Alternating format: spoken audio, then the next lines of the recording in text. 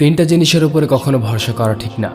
নদীর পাড়ে বাড়ি, ব্রেক ছাড়া গাড়ি, আর ঘর ছাড়া নারী। তিনটা জিনিস জীবনে একবার আসে, মাতা পিতা, সৌন্দর্য, যৌবন। তিনটা জিনিস ফিরিয়ে আনা যায় না, বন্দুকের গুলি, কথা, রুহু। তিনটা জিনিস মৃত্যুর পরে উপকার আসে, সুসন্তান, ভালো কাজ, ইলম। তিনটা জিনিস সম্মান নষ্ট করে, চুরি, চগলখড়ি, মিথ্যা। তিনটা জিনিস জীবনে পিছিয়ে রাখে, হিংসা, অভাব, সন্দেহ।